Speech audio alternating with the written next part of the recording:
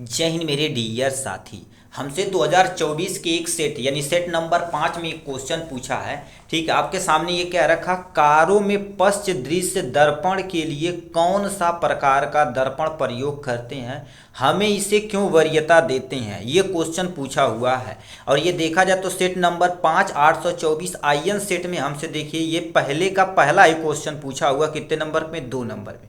लिखा कारों में पश्च दृश्य देखने के लिए, एक्चुअल में देखने के लिए होना चाहिए, देखने के लिए कौन सा प्रकार का दर्पण प्रयोग करते हैं। अब बताना कौन सा दर्पण का प्रयोग करते हैं, अवतल दर्पण की उत्तल दर्पण, और यदि करते हैं तो क्यों, कारण भी तुम्हें बताना पड़ेगा। तो तुम्हारे पास क्या होगा, 2 नंबर आपका मिल जाएगा।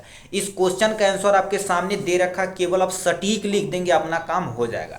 तो देखिए ये आपका क्या हो जाएगा, क्वेश्चन हो जाएगा, उसके नीचे ये तुम्हारे पास क्या होगा, उसका सोल्यूशन दे रखा, पूरे अच्छे तरीके से हल को दे रखा है।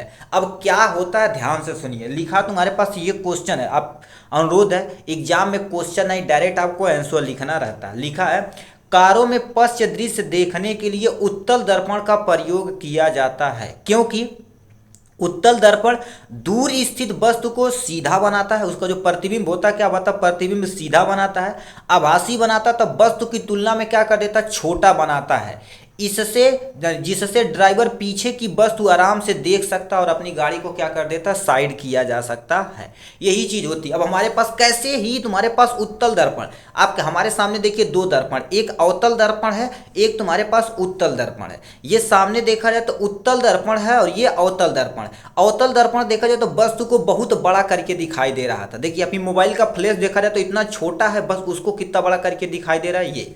अब उत्तल दर्पण क्या कर देता, उसी प्रतिबिंब को क्या कर देता, देखो छोटा करके दिखाई दे रहा। क्यों? अब बताइए, उतना बड़ा ट्रक है, ट्रक की कितना बड़ा तस्वीर लगा जाए तो उतना बड़ा हमें शीशा लगवाना पड़ेगा। उतनी बड़ी ट्रक होती है तो ट्रक को क्या कर दे, देखने के लिए क्या कर देते हैं, हमें उसका प्रतिबिंब छोटा जब शीशे पे बनेगा, शीशे पे बनेगा तभी वो देख सकते हैं। अब बताइए इतनी बड़ी हमारे पास मोबाइल है, देखो प्रतिबिंब कितना छोटा बना दे, हम अपना फेस दिखाएं तो एटलीस्ट फेस को भी क्या कर देते, हमसे अच्छे से क्लियर करके दिखा दे रहा है। ठीक है, इसीलिए हम क्या कर देते, उत्तल दर्पण का प्रयोग करते। अब लिखा प्रतिबिंब, ये जो प्रतिबिंब सीधा बनाता, अब सीधा कैसे, ये आपके सामने है। हमने देखिए मोबाइल के बगल में अपना पेन रखा हुआ, देखिए ये आपके सामने, ये देखिए पेन है ना, तो पेन देखा जाए एज इट इज उसी में देखिए प्रतिबिंब ऐसे ही सीधा सीधा बन रहा है। और क्या बनता, आभासी प्रतिबिंब बनाता, आभासी प्रतिबिंब बनाता। और वस्तु की तुलना में देखा जाए तो क्या लिखा, वस्तु की तुलना में छोटा प्रतिबिंब बनाता। ये आपके पास दर्पण है। तो ये देखा जाए तो मोबाइल तुम सोच सकते हो, यदि हम आपको स्केल से यदि मेजर करके दिखाएं, ठीक है, आपको स्केल कहाँ चला गया, ये हमारे पास स्केल है, देखिए ये हमारे पास क्या होगा, स्केल से मेजर करके दिखाएं तो आपको मोबाइल की जो पूरी स्क्रीन एटलीस्ट देखा जाए तो 7 सेंटीमीटर है। कितना? 7 सेंटीमीटर। अब देखो ये प्रतिबिंब को उठा के क्या करें, मुझे छोटा करके दिखाई दे रहा है। इसीलिए क्या कर देते हैं हम, कार होती है जो किसी गाड़ी होती है उसको पीछे देखने के लिए साइड में मिरर लगा होता है, वो किसका प्रयोग किया जाता है, उत्तल दर्पण का प्रयोग किया जाता है, जिससे कोई भी ड्राइवर पीछे से आती हुई गाड़ी अथवा वस्तु को आराम से क्या कर सकता, देख सकता। इसीलिए पश्च दृश्य देखने के लिए हम क्या कर देते हैं, उत्तल दर्पण का प्रयोग करते हैं।